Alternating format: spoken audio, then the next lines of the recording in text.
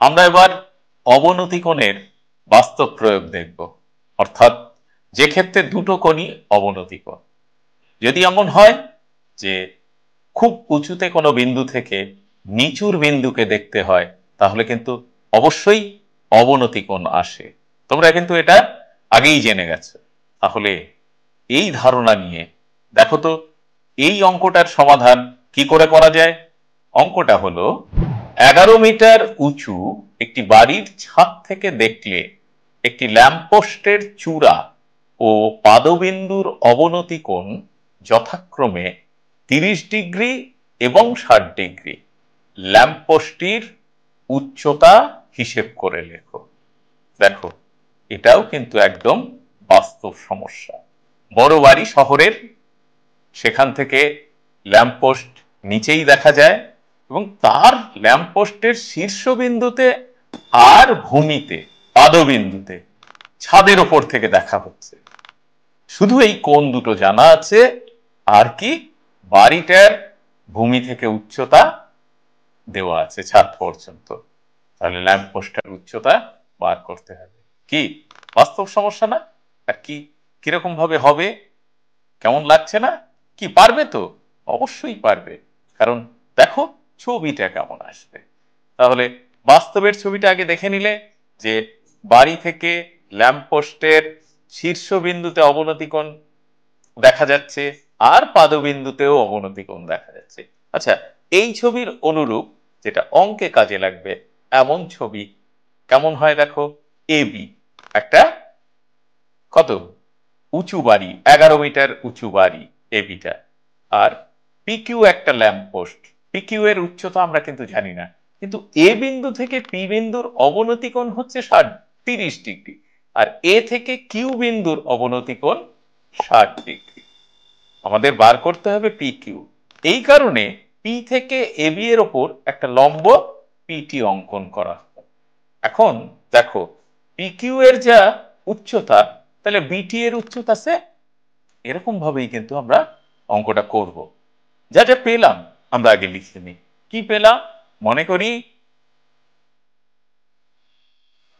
AB সমান 11 metre উঁচু বাড়ি, পি কিউ সমান ল্যাম্প পোস্ট, ল্যাম্প পোস্টের উচ্চতা,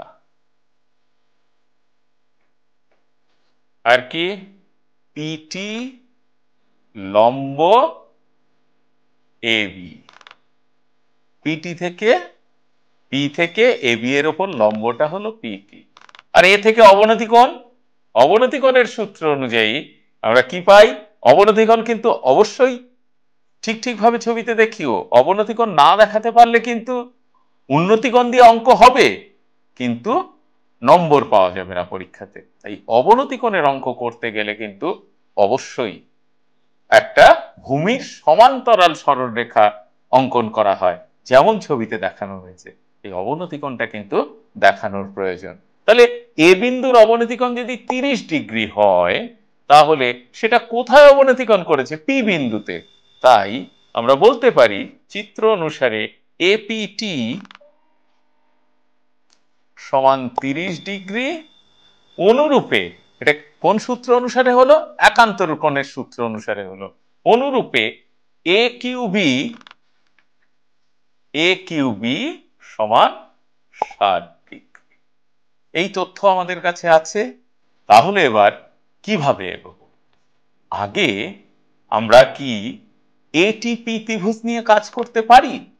পারি না, কারণ ওই ত্রিভুজের কিছুই আমাদের কাছে জানা নেই, না লম্ব না ভূমির দৈর্ঘ্য।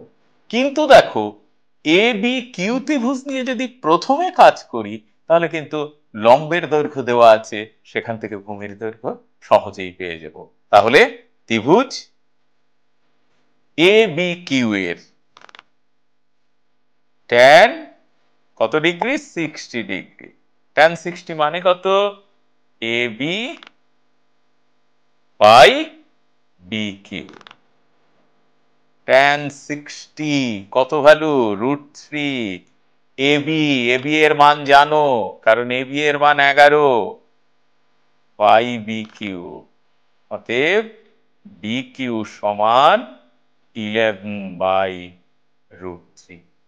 আচ্ছা, এই বি কিউ এর মান কিভাবে কাজে লাগানো যায় দেখো। ছবিতে আবার আমরা বলতে পারি যে বি কিউ সমান পিটি, তাই তো? চিত্র অনুসারে বি কিউ সমান পিটি সমান কত? 11/√3। এইবার দেখো, আমরা এটিপি ত্রিভুজের যে কোনো একটা বাহুর দৈর্ঘ্য আর কোণ পেয়ে গেলাম, তাহলে অন্য বাহুর দৈর্ঘ্য অবশ্যই বার করতে পারবো। এটাই হচ্ছে এই অঙ্কের বিশেষত্ব, মনে রেখো কিন্তু। তাহলে এবার ত্রিভুজ এপিটি এর কি পাচ্ছি দেখো, এপিটি ত্রিভুজ থেকে কি পাচ্ছি?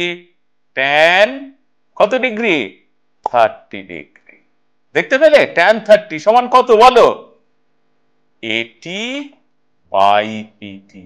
কি তাই তো? এটিপি ত্রিভুজের টি কোণটা হচ্ছে সমকোণ আর ওটা 30 ডিগ্রি, তাহলে বিপরীত বাই সংলগ্ন বা লম্ব বাই ভূমি হচ্ছে ট্যান। আর তোমরা তো জানো ট্যান 30 মান 1/√3। এটি এর মান জানি না, এটি লিখলাম। পিটি এর মান কত? পিটি এর মান দেখো, পিটি এর মান 11/√3। তাহলে এটি ক্রস মাল্টিপ্লাই করো, 1/√3 ইন্টু 11/√3 সমান 11/3। এটি পেয়েছো। তাহলে এবার আমরা বার করতে চাইছি কি? অতএব কত হবে? বিটি। বিটি সমান কত? এবি মাইনাস এটি না? এবি মাইনাস এটি, দেখো এবি মাইনাস এটি সমান কত হয়? এবি কত? 11 মাইনাস 11/3 সমান 22/3। অতএব কি লিখতে পারি? 22/3 কিসের উচ্চতা বার হলো? অতএব ল্যাম্প পোস্টটির